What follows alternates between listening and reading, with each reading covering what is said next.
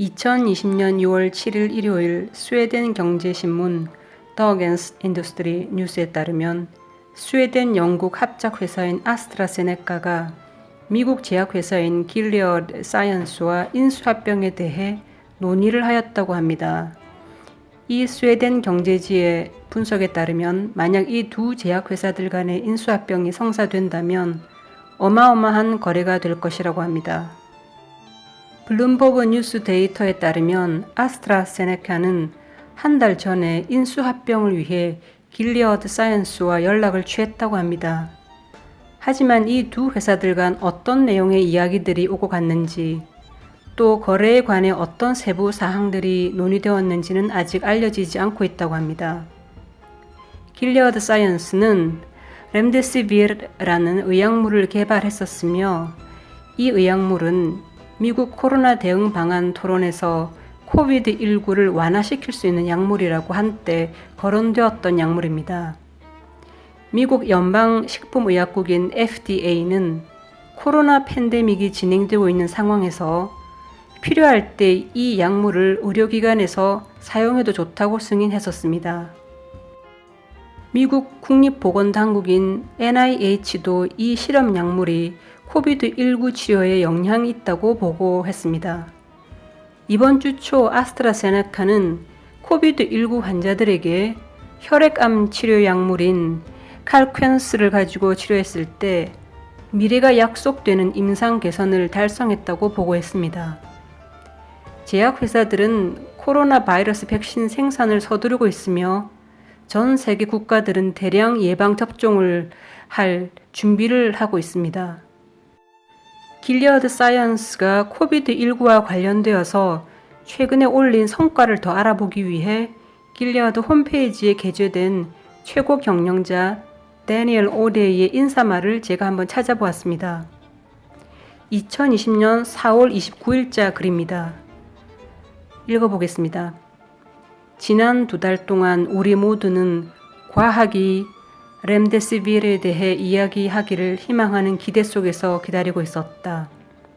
우리가 그간 지나온 개발 과정들 속에서 실마리가 있었지만 그래도 우리는 임상 시험만이 렘데시비르가 코비드19를 위한 안전하고 효과적인 치료 약물인지 아닌지에 대한 답을 해줄 수 있다는 것을 알고 있었다.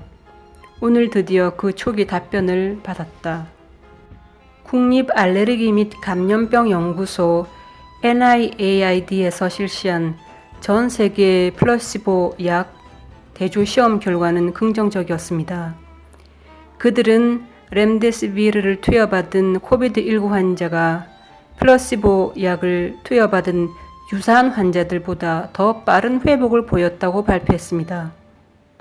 여기서 플라시보 약은 즉 위약 혹은 가짜약이라는 의미로 심리적 효과를 얻기 위해서 치료에 전혀 도움이 되지 않는 가짜 약제를 환자에게 투여하는 것을 말한다고 합니다. 그러니까 길리어드가 개발한 렘데시비르와 어떤 다른 가짜 약을 코비드19에 걸린 두 그룹의 환자들에게 투여를 하면서 임상 실험을 해왔던 것입니다. 플라시보는 라틴어로 마음에 들다라는 뜻을 가지고 있는데 의사가 환자에게 가짜 약을 투여하면서 진짜 약이라고 하면 환자가 좋아질 것이라는 어떤 생각하는 믿음 때문에 병이 낫는 그런 현상을 말한다고 합니다. 이 방법은 제2차 세계대전 중 약이 많이 부족할 때 쓰였던 방법이라고 합니다. 아스트라제네카는 옥스포드 대학에서 개발된 백신에 라이선스를 부여했지만 개발된 백신이 코비드19 치료 효과가 있는지는 아직 확실하지 않다고 발표했습니다. 여러 전문가들은 우리가 안심하고 상용할 수 있는 백신으로 예방접종을 할 수 있기까지는 대략 1년 반이 소요될 것이라고 보고 있습니다. 미국 바이오주에 관심이 있으신 분들은 아마 길리어드 사이언스를 많이 들어보셨을 것이라고 생각합니다. 정리하는 의미에서 길리어드 사이언스에 대한 몇 가지 사실들을 살펴보겠습니다. 길리어드 사이언스는 미국 캘리포니아주 포스터 시티에 그 본사를 둔 미국의 바이오 의약품 회사로 의약품 연구, 개발 및 판매를 담당하는 회사입니다. 이 회사는 주로 HIV, HIV, 그리고 B형 간염, C형 간염 및 하르보난드와 소발디를 포함한 인플루엔자 치료에 사용되는 항바이러스 약물들에 그 포커스를 두고 있습니다. 길리어드 사이언스는 나스닥 바이오테크놀로지 인덱스 그리고 S&P 500에 상장되어 있습니다. 6월 5일 목요일 기준 길리어드의 주가는 76.75 US달러, 장외 주가는 76.90 US달러였네요. 길리어드의 주가 수익 비율은 19.73입니다. 회사가 내는 이익에 비해 주가가 높은지 낮은지는 업종별로 주가 수익률이 다르기 때문에 평가하기는 쉽지 않지만 제 개인적 생각으로는 제약회사 치고는 길리어드가 비교적 낮은 PER을 가지고 있는 것 같습니다. 바이오 기업들의 주가 수익 비율은 적게는 5에서 7까지도 있고 또 많게는 100이 훨씬 넘어가니까요.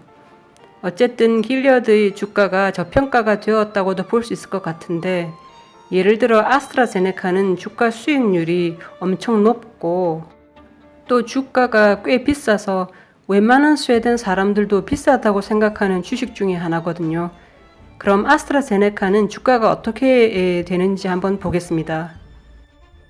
아스트라제네카는 1차적으로 런던 스톡 익스체인지 FTSE 100 인덱스에 상장되어 있고 또 2차적으로는 뉴욕 스톡 익스체인지와 스톡홀름 OMX 30에 상장되어 있습니다. 하단 우측의 그림은 6월 5일 목요일 스톡홀름장 마감시 거래된 아스트라제네카 주가가 있습니다. 스톡홀름 증시 자료고요. 크로나로 표기가 되어 있으니까요. 997.60 크로나로 마감을 했고 PER은 101.06, 그러니까 길리어드에 비해 아주 높습니다. 고평가가 되어 있다고도 볼 수 있겠지만 또 그만큼 시장이 아스트라제네카의 미래 가치를 높이 산다고도 해석할 수가 있겠네요. 저도 아스트라제네카의 주식을 사고는 싶어도 솔직히 좀 비싸다고 생각하는 편입니다.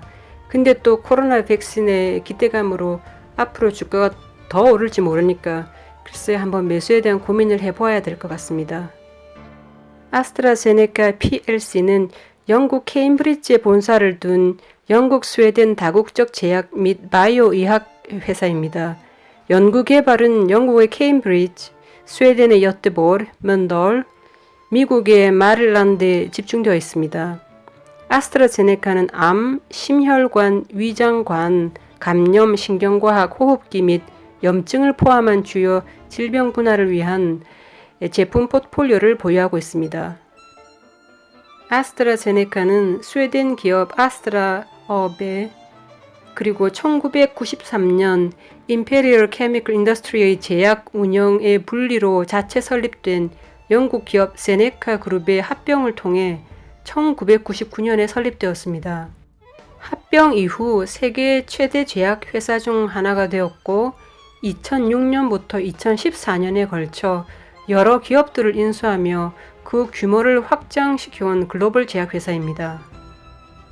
이미 많은 분들이 알고 계시겠지만 2020년 5월 21일 스웨덴 영국 제약회사인 아스트라제네카는 코로나 바이러스에 대한 백신 개발을 계속하기 위해 미국 당국으로부터 96억 크로나, 즉 미화로 10억 달러에 해당하는 거액의 펀딩을 받았습니다. 아스트라제네카는 9월 초부터 최소 4억 복용량을 생산하기로 합의했습니다.